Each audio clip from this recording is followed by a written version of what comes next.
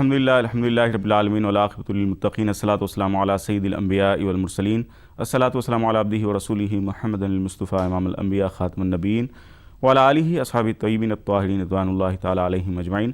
قال اللہ تعالی فی القرآن المجید والفرقان الحمید وللہ علی الناس حج البیت من استطاع الیہ سبیلا نحمدہ ونصلی علی رسولہ الکریم. اما بعد.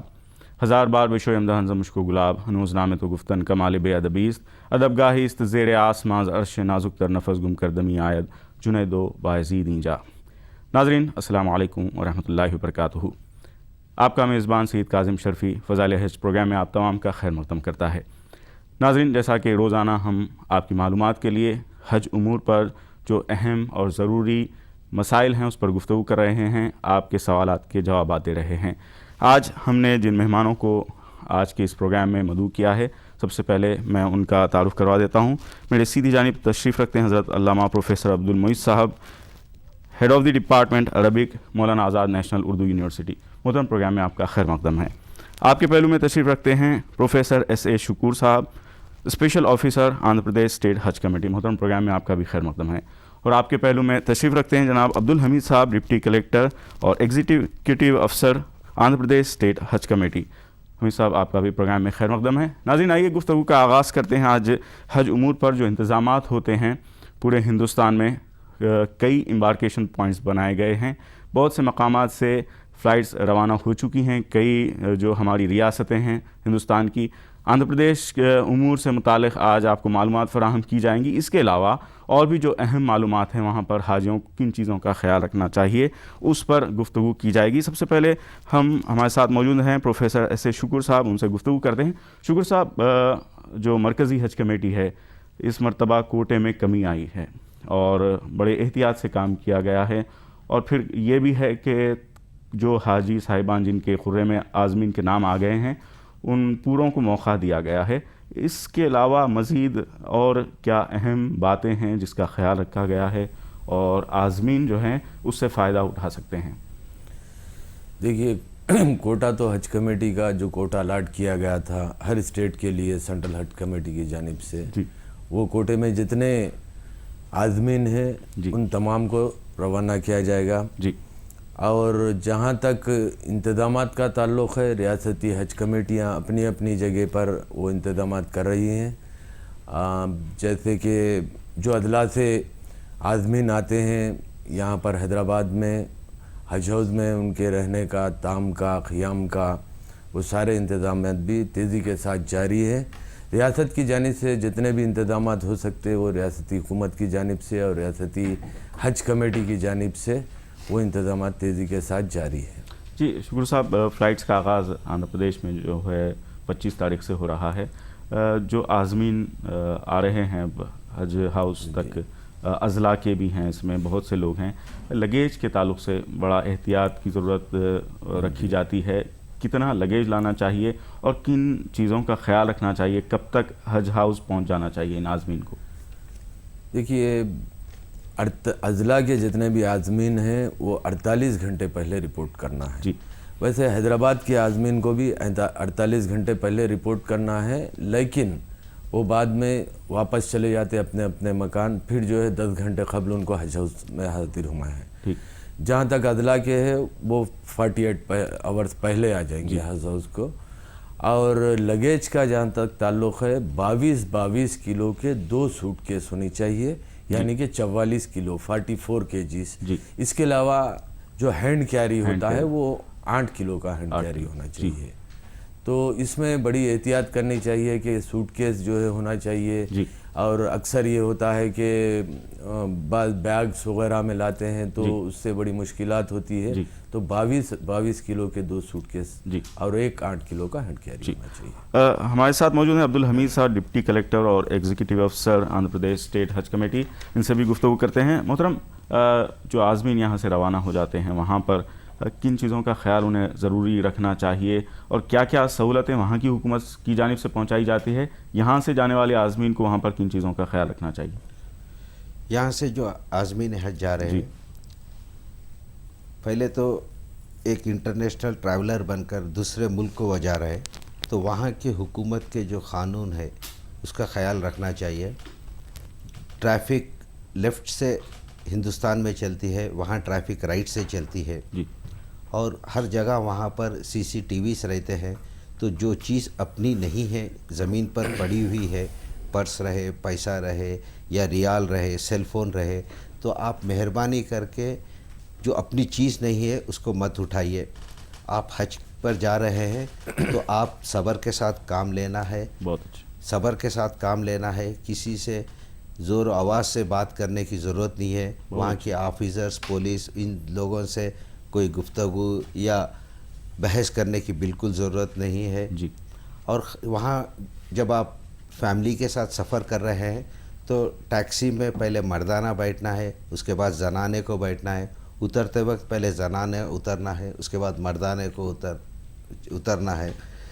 और क्योंकि वहाँ पर एक साथ इतने मुसलमान हज के लिए एक जगह पर जमा हो जाते हैं, तो जो छोटी मोटी तकलीफ़ होती है सब्र के साथ काम लें। बहुत सही बात। अच्छा, हम आपसे ये जानना चाहेंगे अमीर साहब कि खाने पीने का मामला जब आता है तो वहाँ पर आज़मीन कुछ ऐसे हैं जो यहाँ से सामान अशिया लेके जाते हैं, वहाँ पर भी दस्तयाब होते हैं बहुत सी चीज़ें। ज़्यादातर किन चीज़ों का ख्याल रखा जाए? जैसे कि मदीने तैयबा में कहा गया है कि जो अतराफ़ का इलाक़ा है वहाँ करीब में ही जो है रिहाइश का मौका जो है फराहम किया गया है, लेकिन जो अहम बात है वहाँ पर खाना पकाने नहीं दिया जाता।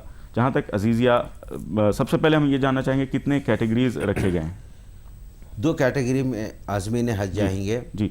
पहला कैटेगरी ग्रीन कैटेगरी है जी। ग्रीन कैटेगरी वो है जो हरम शरीफ मस्जिद के बाहरी किनारे से तकरीबन 1.5 किलोमीटर दूर पर जिस बिल्डिंग में हाजी साहब को रखा जाएगा जी। वो ग्रीन कैटेगरी में कहलाएंगे जी। और मस्जिद हरम शरीफ से तकरीबन 8 किलोमीटर दूर पर जो अजीज़िया का इलाक़ा है वहाँ पर जो हाजी साहब को रखा जाएगा वो अजीज़िया कैटेगरी रहेंगे। बस सिर्फ यही फ़र्क है अजीज़िया और ग्रीन कैटेगरी में, कहीं दूसरी चीज़ में कहीं भी कुछ फ़र्क नहीं है। और मदीना शरीफ में मस्जिद नबवी से बिल्कुल 500 मीटर के दरमियान में ही अच्छे होटल्स में रखा जाएगा, लेकिन वहाँ पर होटल्स में पकाना, कुकिंग अलाउड नहीं है। तो आज़मीन हज को बाहर ही खाना है। ठीक, बहुत शुक्रिया अब्दुल हमीद साहब आपका हमारे साथ इस सिलसिले में मालूमात फराहम करने के लिए। नाज़रीन, आइए एक आज की इस नूरानी बज़ में एक कॉलर शामिल होना चाहते हैं, देखते हैं कौन है। अस्सलाम वालेकुम। अस्सलाम वालेकुम। हेलो, अस्सलाम वालेकुम। वालेकुम सलाम। जी भाई, कौन बात कर रहे हैं? मैं आसाम से हाजी सूरज जमाल। जी पूछिए, क्या पूछना चाहेंगे? या जिलों के 10, 11, 12 तारीख मीना में रहना वाजिब है या सुन्नत है? किस तारीख को? 10 यानी 10, 11 यानी 12 तारीख। ठीक है, या ठीक है, सुन्नत है या क्या वाजिब है? ठीक है, बहुत शुक्रिया आपका कॉल करने का। अभी आपके सवाल का जवाब लिया जाएगा। एक और कॉलर को प्रोग्राम में शामिल करते हैं। नाजरीन, देखते हैं कौन है। अस्सलाम वालेकुम। अस्सलाम वालेकुम। अस्सलाम वालेकुम। वालेकुम अस्सलाम। भाई कौन बात कर रहे हैं? हाँ, उज्जैन से बात कर रहा हूँ, मोहम्मद हनीफ। जी अनीस साहब, क्या पूछना चाहेंगे? मैं ये पूछना चाहूँगा सर कि ये बोहरे लोग जो जाते हैं हज के लिए तो तवाफ करते हैं साथ, और उसके बाद ये नमाज भी नहीं पढ़ते हैं और सफे मरवा भी नहीं दौड़ते हैं। ठीक है, बहुत शुक्रिया कॉल करने का। अभी आपके सवाल का जवाब लिया जाएगा। नाजरीन, हज उमूर से मुतालिक भी आज हम गुफ्तगू कर रहे हैं। हमारे साथ मौजूद हैं प्रोफेसर एस ए शकूर साहब, स्पेशल अफसर आंध्र प्रदेश स्टेट हज कमेटी, और अब्दुल हमीद साहब, डिप्टी कलेक्टर और एग्जीक्यूटिव अफसर आंध्र प्रदेश स्टेट हज कमेटी। हमारे साथ तशरीफ़ रखते हैं प्रोफेसर अब्दुल मोइज़ साहब, head of the department Arabic, Maulana Azad national Urdu university. सवालात का सिलसिला जारी है। प्रोफेसर साहब, ये जानना चाहेंगे कि जो सवाल आया है कि सऊदी अरब में जो 10 और 11 की तारीख होती है, जो मीना में क़याम करते हैं लोग, वहाँ पर रहना वाजिब है या नहीं, नफिल या सुन्नत है कि लोग बाहर भी जा सकते हैं? असल में ये है कि हज के जो अरकान शुरू होते हैं वो तो 9 ज़िलहिज्जा से शुरू होते हैं। 9 को अरफात में आपको पहुँच जाना होता है ज़वाल के बाद, और गुरूब आफ्ताब तक वहाँ ठहरना होता है, और फिर वहाँ से आप निकलते हैं 10 तारीख़ को, जो है 9 की रात को आप निकलते हैं मुज़दलिफ़ा, और मुज़दलिफ़ा में रात में क़ियाम होता है, और ये भी वाजिब है मुज़दलिफ़ा में क़ियाम 9 तारीख़ को। और फिर वहाँ सुबह सादिक़ तक मुज़दलिफ़ा में रहते हैं। यहाँ पे फजर की नमाज़ अदा करने के बाद 10 तारीख़ को پھر مینا جو اصل میں 8 کو وہیں سے مینا سے آئے تھے عرفات کو، پھر مینا واپس چلے جائیں گے آپ 10 تاریخ کو، اس لیے کہ 10 تاریخ کو آپ کو جو جمر عقبہ ہے، اس جو ہم بڑا شیطان کہتے ہیں، اس کو 7 کنکریاں مارنا ضروری ہے، اور اس کے بعد کنکریاں مارنے کے بعد جو ہے قربانی ہوتی ہے، قربانی کے بعد پھر حلق یا بال نکالنے کے بعد احرام سے آزاد ہو جاتے ہیں۔ لیکن ابھی آپ کو مینا ہی میں قیام کرنا ہے، اس لیے کہ 2 دن اور رمی کرنا ہے آپ کو۔ تو 11 تاریخ کو رمی جو کرتے ہیں 3 جمرات کو، بڑا شیطان اور پھر جو بیچ والا شیطان ہے وہ، اور پھر چھوٹا، اور اس کے بعد پھر 12 تاریخ کو بھی آپ کو رمی کرنا ہے، لہذا ان تینوں دنوں میں آپ کو قیام کرنا پڑے گا۔ خاص طور پر 11 اور 12 کو مینا ہی میں قیام کرنا ہوگا، واجب ہے قیام کرنا۔ اور اگر آپ نے غروب سے پہلے رمی کر لی تھی تو اب آپ وہاں سے مینا چھوڑ کے جا سکتے ہیں، البتہ غروب ہو جائے تو پھر 1 رات اور رکنا پڑے گا مینا میں۔ 13 تاریخ کو آپ رمی کرنے کے بعد نکل سکتے ہیں۔ قرآن مجید میں آیا کہ فمن تعجل فی یومین فلا اثم علیہ ومن تأخر فلا اثم علیہ، جو 2 دن میں نکل جانا چاہے اس پر بھی کوئی گناہ نہیں، اور جو رک جائے یعنی 1 دن اور رک جائے 13 تاریخ کو تو اس پر بھی کوئی گناہ نہیں، تو گویا کہ یہاں ٹھہرنا واجب ہو جاتا ہے۔ واجب ہے۔ بہت شکریہ شکر صاحب، یہ جاننا چاہیں گے کہ جو انتظامات کیے جاتے ہیں اس کے باوجود لوگ تاخیر سے بھی آ جاتے ہیں، رپورٹنگ ٹائم کتنا خیال رکھنا چاہیے لوگوں کو جو شہری علاقوں میں رہتے ہیں یا ریاست کے اضلاع سے جو لوگ آتے ہیں ان کے لیے؟ اضلاع کے لوگ 48 گھنٹے پہلے رپورٹنگ کرنا ہے حج ہاؤس نام پلی پر، جی، اور شہر کے لوگ بھی رپورٹنگ کرنا ہے 48 گھنٹے، لیکن شہر کے لوگ 10 گھنٹے قبل آ سکتے ہیں، کیونکہ 10 گھنٹے پہلے سے جو ہے سارا پروسیس شروع ہو جاتا ہے ان لوگوں کا، جو روانگی کا جو پروسیس ہوتا ہے وہ سارا پروسیس 10 گھنٹے پہلے سے شروع ہو جاتا ہے، لیکن رپورٹنگ کرنا ہے 48 گھنٹے پہلے۔ اور خاص طور پر عازمین کو اس بات کا خیال رکھنا چاہیے کہ رپورٹنگ کرتے وقت آپ اپنا میڈیکل سرٹیفکیٹ اور اوریجنل جو پیمنٹ سلپ ہے وہ لے کر آنا ہے، میڈیکل سرٹیفکیٹ لے کر آنا ہے، اور بامبے سے جو انٹیمیشن کارڈ آتا ہے آپ کو وہ کارڈ لانا ہے۔ اگر اتفاق سے کوئی پوسٹل ڈیلے کی وجہ سے آپ کو کارڈ نہیں پہنچا ہے تو نیٹ سے وہ لسٹ نکال کر آپ کو لسٹ لانا چاہیے۔ تین چیزیں ساتھ لانا چاہیے۔ حمید صاحب، جو انتظامات کیے جاتے ہیں حج کمیٹی کی جانب سے عازمین کے لیے، وہ ضروری انتظامات کیا کیے جاتے ہیں اور کیا خیال خاص طور پہ عازمین کا رکھا جائے؟ ضعیف عازمین زیادہ ہوتے ہیں جیسا کہ حاجیوں کا خاص خیال کیا جاتا ہے۔ جب حج ہاؤس میں حاجی صاحب رپورٹ کرنے آئیں گے تو والنٹیرز اور ہم لوگ ہر جگہ ان کو گائیڈ کرتے ہیں، اور عازمین حج کو کہاں کون سی چیز فل اپ کرنا ہے، کیا چیز کرنا ہے، ہم گائیڈ کرتے ہیں۔ پاسپورٹ ایشو ہوتا ہے، لگیج لینے کا معاملہ ہوتا ہے، ان کو آئی ڈی کارڈز پٹا دیا جاتا ہے، بریسلیٹ دیا جاتا ہے، اور حاجی صاحب کو سم کارڈ دیا جاتا ہے۔ یہ پورا گائیڈنس کرتے ہوئے ایک سٹیپ بائی سٹیپ ان کو کر لاسٹ میں ہر حاجی صاحب کو جو 2100 ریال دیا جاتا ہے وہ بھی دیا جاتا ہے۔ اس کے بعد دعا وغیرہ ہو کے بس میں بٹھا کر ان کو ایئرپورٹ۔ یہاں پر ایک اہم بات، جیسا کہ اخبارات میں بھی آیا ہے، ڈالر کا جو ریٹ بڑا ہے اس کی وجہ سے روپے کی قدر میں کمی آئی، اس سے کوئی فرق پڑا ہے کیا؟ نہیں، بالکل حج کمیٹی آف انڈیا کے طرف سے جو حاجی صاحب حج کے لیے جا رہے ہیں ان کو کوئی فرق نہیں پڑا ہے، نہ ان کو اور کوئی ایک زیادہ پیسہ بننے کی ضرورت ہے۔ جتنا پیسہ بننا تھا وہ آلریڈی بن چکے ہیں، تو ابھی کوئی بننے کی ضرورت نہیں ہے۔ جی ٹھیک، آپ سے جاننا چاہیں گے شکر صاحب کہ اس سے قبل ایک کالر ہمارے ساتھ جڑ گئے ہیں، اس کے بعد گفتگو کا سلسلہ جاری رکھیں گے۔ ناظرین دیکھتے ہیں کون ہے، کہاں سے بات کر رہے ہیں۔ السلام علیکم۔ السلام علیکم۔ وعلیکم السلام۔ جی بہن، کون بات کر رہی ہیں؟ جی میں خمرالنساء بول رہی ہوں۔ جی بہن، جی کیا پوچھنا چاہیں گی؟ جی ایران کی حالت میں جی منہ پہ کپڑا نہیں ڈالنا تو بولتے نا، جی ہاں، تو جانماز پہ سجدہ کرتے نا، وہ جانماز کا کپڑا اگر منہ پہ لگ گیا تو کوئی حرج نہیں۔ ٹھیک ہے، بہت شکریہ آپ کا کال کرنے کا، بہت اہم سوال کیا آپ نے، ابھی آپ کے سوال کے جواب دیا جائے گا۔ شکر صاحب، یہ جاننا چاہیں گے کہ جو عازمین یہاں سے روانہ ہوتے ہیں، ضعیف عازمین ہیں، پتہ نہیں معلوم ہوتا ہے وہاں پر اپنی بلڈنگ کا، بہت سی چیزیں ہیں، اس کے لیے ان کو کوئی آئیڈینٹیفیکیشن وہاں پر دیا جاتا ہے یا وہاں پر خاص وہ لوگ کوئی خیال کرتے ہیں ان لوگوں کا؟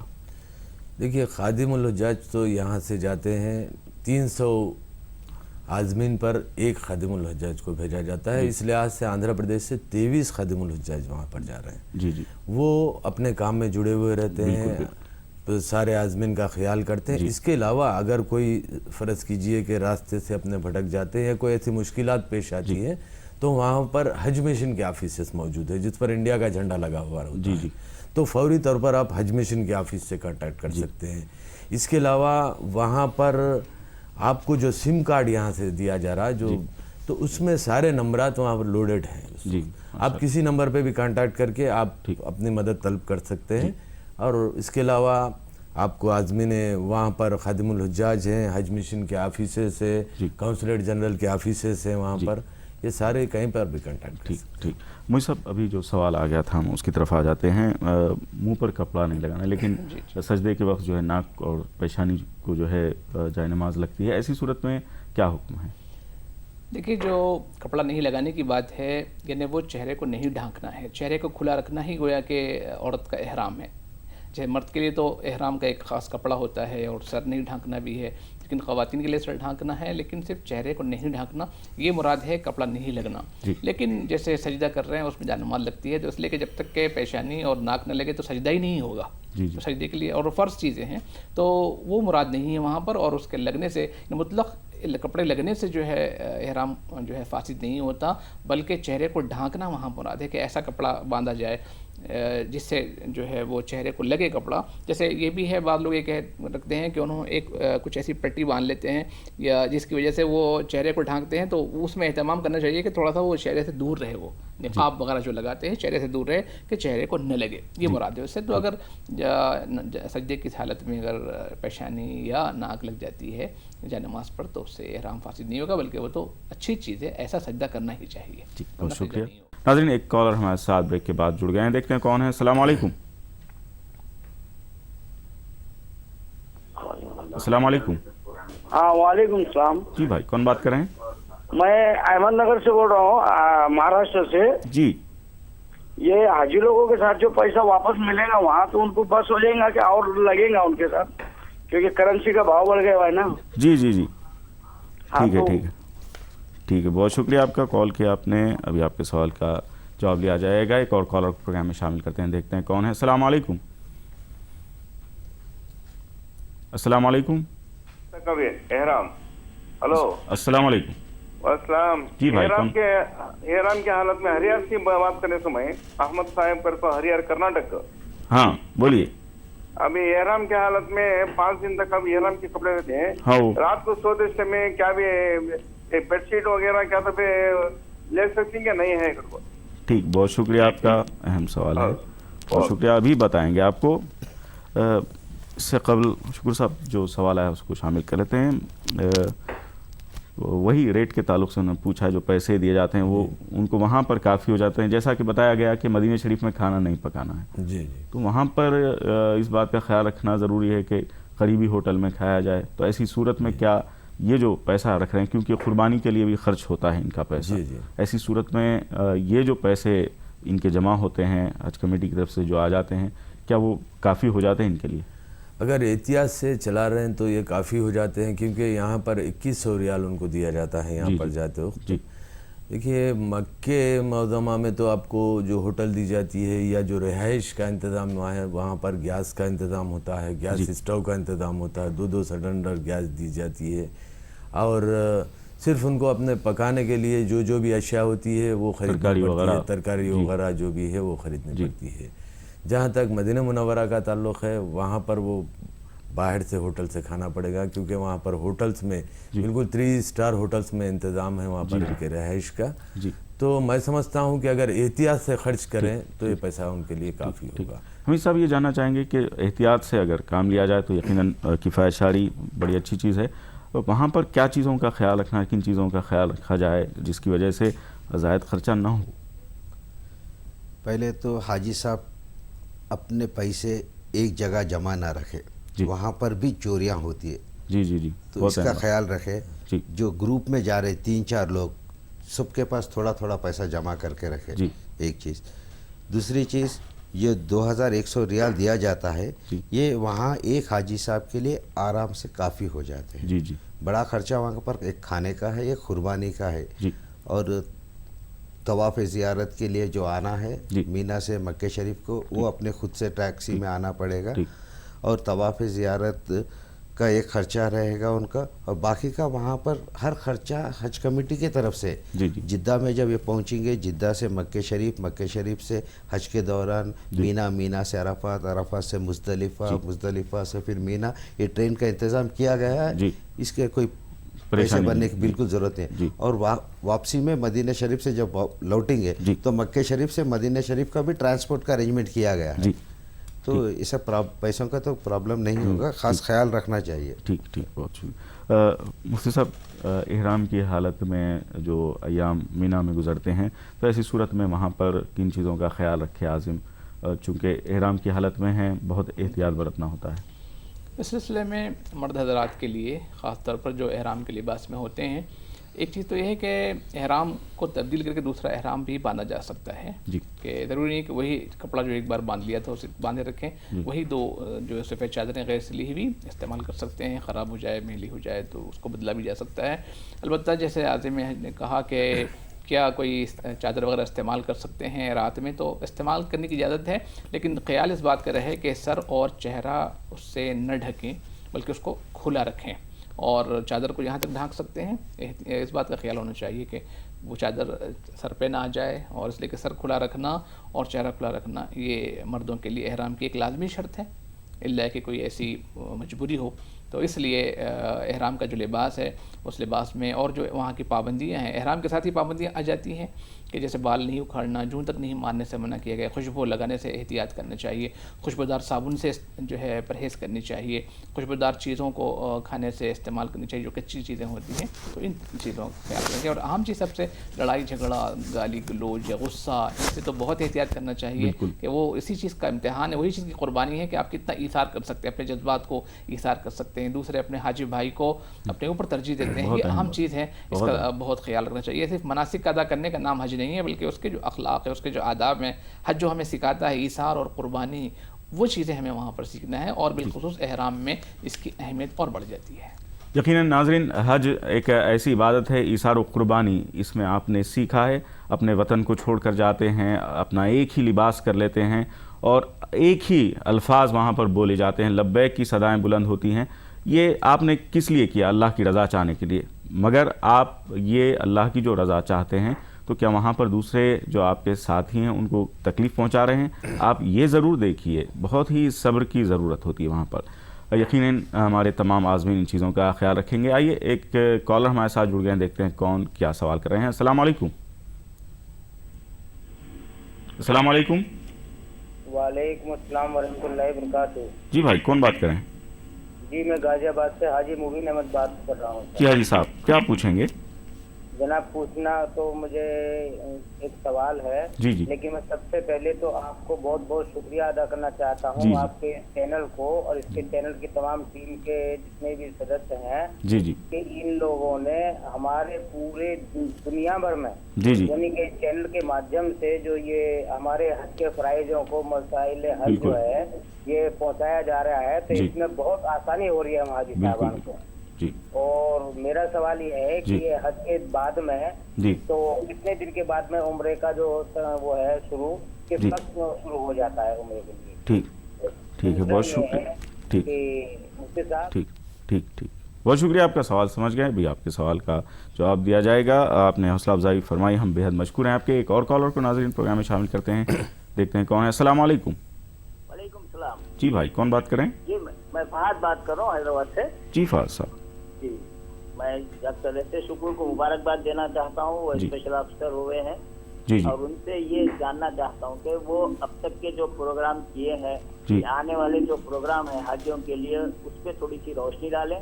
اور ایک سوال میرا یہ ہے کہ بزرگ حاجیوں مرد اور عورتوں کے لیے وہ کیا انتظامات کیے ہیں؟ غم حیات کے نم سے کہیں نہ دھل جائے، سنبھال کر اے ورق لا الہ الا اللہ. جمیل خود بھی ترقی پسند ہے، لیکن سمجھ رہا ہے ادق لا الہ الا اللہ. فضائل حج میں ایک مرتبہ پھر آپ کا خیر مقدم ہے. ناظرین، ہم گفتگو کر رہے ہیں حج کے اہم امور پر. جو عازمین روانہ ہو رہے ہیں وہ جو ہے حج کمیٹی سے متعلق جو بھی اندیشے ہیں یا کوئی سوالات ہیں تو وہ کر سکتے ہیں. آئیے ایک کالر کو پروگرام میں شامل کرتے ہیں، دیکھتے ہیں کون ہے. السلام علیکم. السلام علیکم. لگتا ہے لائن ڈراپ ہو گئی ہے. ہمارے ساتھ موجود ہیں پروفیسر سید عبدالشکور صاحب, special officer Andhra Pradesh state حج کمیٹی. محترم, ابھی مبارکباد دی گئی اور سوال بھی آیا کہ وہاں پر جو ابھی تک آپ نے یہاں پر پروگرام کیے ہیں, تھوڑا سا اس پر روشنی ڈالیں. یہ پہلے تو میں شکریہ ادا کرتا ہوں مبارکبادی کا. یہاں پر جو حج ہاؤس میں ہم لوگوں نے جو انتظام کیا ہے, یہ حج ہاؤس کی جو عمارت ہے ہماری 11 منزلہ عمارت ہے, جس میں رہائش کے لیے 4تھی منزل سے لے کر 10ویں منزل تک رہائش کا انتظام کیا گیا ہے. اس کے علاوہ اور ٹینٹس بھی وہاں پر ڈالے گئے ہیں, اگر احتیاطاً ڈالے گئے ہیں کہ اگر کچھ زائد ہوتے ہیں تو عازمین تو اس میں بھی ان کا قیام اس میں رکھا جاتا ہے. جو اضلاع سے لوگ آتے ہیں, ان کے جو ساتھی ہوتے ہیں, ہاں, ان کے لیے تو عازمین کے لیے خاص طور پر یہ انتظام کیا گیا ہے. حج ہاؤس میں جیسے کہ اگر کوئی ضعیف عازمین ہے تو ان کے لیے ویل چیئر کا انتظام کیا گیا ہے, اور وہاں پر طعام کا تو سب عازمین کے لیے انتظام کیا گیا ہے. اچھے سے اچھے مطلب کھانے کا وہاں پر ہم انتظام کرنے کی کوشش کر رہے ہیں. اور ویل چیئر کا انتظام ہے. لفٹ میں, ہر لفٹ میں ایک لفٹ آپریٹر کو رکھا گیا ہے. اور جہاں تک ویل چیئر کا تعلق ہے, میں یہ کہنا چاہتا ہوں کہ ویل چیئر کا نہ صرف حج ہاؤس میں بلکہ آپ ویل چیئر بالکل فلائٹ تک لے جا سکتے ہیں, اور ساتھ میں اپنے لگیج میں بھی ویل چیئر کو لے جا سکتے ہیں. یہ ایک سہولت بھی جو ہے ریاستی حج کمیٹی کی جانب سے دی جا رہی ہے. ٹھیک, حمید صاحب یہ جاننا چاہیں گے جو اہم باتیں شاید کچھ چھوٹ بھی رہی ہیں, آپ کن مشوروں سے نوازنا چاہتے ہیں اور کیا اہم باتیں ہیں جن کا خیال رکھا جائے؟ میں وہاں پر سعودی عربیہ میں جب حاجی صاحب پہنچیں گے تو آپ کو جو کمرہ الاٹ کیا جاتا ہے آپ مہربانی کر کے اسی کمرے میں رہیے, نہ کسی کو اس کمرے میں آنے دیجیے اور آپ نہ کسی دوسرے کے کمرے میں رہیں گے, کیونکہ آپ کو مینا کا انٹری کارڈ مولم کے طرف سے آپ کے کمرے میں پہنچا دیا جاتا ہے.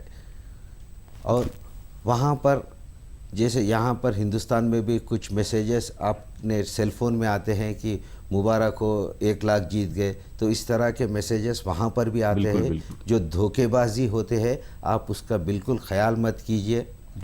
عبادتوں میں اپنا عبادت میں پورا وقت گزاریے. اللہ تعالیٰ نے جو آپ کو موقع دیا ہے اس کا پورا فائدہ اٹھائیے.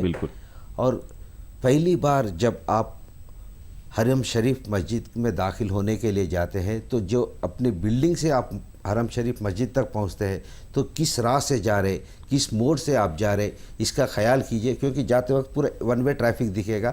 واپسی میں جب اپنے کمرے کے پہنچنے کے لیے آپ کو تکلیف ہوگی تو آپ جاتے وقت حرم شریف مسجد میں کس راہ سے جا رہے, کس موڑ پہ کیا چیز ہے, یہ دیکھ کر, کیونکہ آپ کو خود اکیلے واپس اپنے بلڈنگ پہ اسی طرح آنا ہے. اور حرم شریف مسجد میں جب آپ داخل ہوں گے تو وہ اس کا گیٹ نمبر نوٹ کیجئے, اور مطاف ایریا میں جب جائیں گے تو آپ گیٹ نمبر نوٹ کیجئے اور اسی نمبر سے آپ واپس آئیے. بالکل یہ آپ کی سہولت رہے گی اپنے بلڈنگ تک پہنچنے کے لیے. دوسری بات ہے کہ آپ جب حلق کریں گے وہاں پر بال اپنے سر کے نکالیں گے تو یہ چھوٹی سی بات ہے, لیکن خیال رکھیں کہ ہمیشہ نئی بلیڈ استعمال کیا جائے.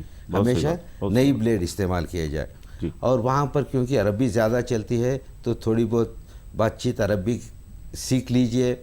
جو انگریزی نمبر سے 1 2 3 اس کا واحد اتنین تلتا اربع کمسا اس طرح جو استعمال ہوتے ہیں عربی کے, تو اس کو بھی آپ سیکھ لیجئے تو وہاں آسان رہے گا. ٹھیک, بہت شکریہ آپ کا حمید صاحب, بہت اہم امور کی طرف آپ نے توجہ دلائی. مفتی صاحب یہ جاننا چاہیں گے کہ حج کے جو ایام ہیں اس کے دوران یا اس کے بعد جب حج مکمل ہو جائے تو کتنے دن کے بعد عمرہ کیا جا سکتا ہے؟ عمرہ تو جیسے حج کے مخصوص ایام ہیں, ان ایام کو چھوڑ کر جیسے حج شروع ہوتا ہے 9 تاریخ سے, 9 10 11 12, یہ وہ ایام ہیں جو حج کے لیے بالخصوص ہیں. تو ان ایام کو چھوڑ کر آپ اس سے پہلے بھی اس کے بعد بھی فوراً حج جیسے ختم ہوا اس کے بعد بھی آپ عمرہ کر سکتے ہیں. صرف جو حج کا خاص دن ہے اس جیسے 10 تاریخ جو ہے نا, اور جو عرفات میں آپ جاتے ہیں, چونکہ وہاں تو حرم سے آپ باہر ہی جاتے ہیں, اس کے علاوہ آپ کسی وقت بھی عمرہ کر سکتے ہیں. جی, اور جو اہم باتیں ہیں جیسا کہ ہمارے پاس حج کمیٹی کے اہم لوگ یہاں پر موجود ہیں, ایک اہم بات کہی گئی کہ صبر کا جو ہے بہت رابطہ رکھیں, صبر ہاتھ سے نہ دانے. صبر کی کیا اہمیت بتائی گئی ہے؟ اس سے بڑھ کر اور کیا اہمیت ہوگی کہ اللہ نے فرمایا کہ ان اللہ مع الصابرین، کہ اللہ تعالیٰ صبر کرنے والوں کے ساتھ ہے، اور جس کے ساتھ اللہ ہو جائے تو پھر اس کے لیے کیا مصیبت ہے، اس کے لیے کیا مشکل ہے، ہر قسم کی مشکل، ہر قسم کی پریشانی اس کے لیے آسان ہو جاتی ہے۔ تو اللہ تعالیٰ نے اپنی معیت کو کہا کہ صبر کرنے والوں کے ساتھ ہے، اور کہا گیا کہ دنیا میں جو تکلیف بندے کو پہنچتی ہے، خاص طور پر بندے مومن کو، اگر وہ اس پر صبر کر لے، اگر وہ کانٹا بھی پیر میں چبھ جاتا ہے، وہ صبر کر لے، تو قیامت کے دن اللہ تعالیٰ اس کا بے شمار اجر عطا فرمائیں گے۔ یہ جو حج کے دوران جو صبر ہے، جیسا کہ ایک نیکی جو ہے کئی لاکھ گنا جو ہے بڑھا دی جاتی ہے، تو ایسے موقع پہ کچھ ہو جائے، صبر کیا جائے، اس کے لیے کیا کہا گیا؟ جیسے کہا جاتا ہے کہ حج تو صبر، ایثار اور قربانی کا نام ہی حج ہے۔ اب ہر چیز سے اپنے وطن سے دور ہیں، اپنے جو معمولات ہیں ان سے دور ہیں، اپنے معمول کے لباس سے دور ہیں، تمام معمولات کو چھوڑ کر ایک نئی زندگی، ایک نئے ماحول میں آپ جا رہے ہیں، تو وہاں تو صبر کے بغیر حج ہی نہیں ہے۔ قرآن مجید میں فرمایا کہ جس نے حج کا ارادہ کر لیا فلا رفث ولا فسوق ولا جدال فی الحج، نہ وہاں کوئی گالی گلوچ ہونا چاہیے، نہ کوئی فحش کی بات ہونی چاہیے، نہ کوئی جھگڑا ہونا چاہیے۔ اور حدیث میں آتا ہے جس نے ایسے حج کیا اور کسی کو نقصان نہیں پہنچایا، کسی کو تکلیف نہیں دیا، ان کی تکلیفوں پر صبر کیا، تو وہ حج کر کے ایسے ہو جاتا ہے جیسے وہ آج ہی ماں کے پیٹ سے پیدا ہوا ہو، مطلب گناہوں سے پاک اور صاف ہوتا ہے۔ لیکن شرط یہ ہے کہ حج مبرور ہو، وہ حج جس میں گناہ نہ ہو، وہ حج جس میں کسی کو تکلیف نہ پہنچائی جائے، کسی کو ایذا نہ دیا جائے۔ عام طور پر دیکھا جاتا ہے کہ یہیں سے شروع ہوا جاتا ہے کہ بس میں بیٹھنے کے لیے میں پہلے اور تو پہلے، کھانے کے لیے میں پہلے تو پہلے، یہاں ترجیح دینی چاہیے کہ آپ پہلے اور میں بعد میں، اور یہی چیز ہمیں حج سکھاتی ہے۔ جی، ہم تمام مہمانوں کے پروفیسر سید عبدالشکور صاحب، آپ اور جناب عبدالحمید صاحب، پروفیسر عبدالمعید صاحب، آپ تینوں کے ہم بے حد مشکور ہیں، اپنا قیمتی وقت آپ نے ہمیں عنایت فرمایا۔ ناظرین، پروگرام اختتام پذیر ہوا چاہتا ہے، ہماری پوری ٹیم کو، فضائل حج ٹیم کو، اپنے میزبان سید کاظم شرفی کو اجازت دیجیے۔ اللہ حافظ، السلام علیکم۔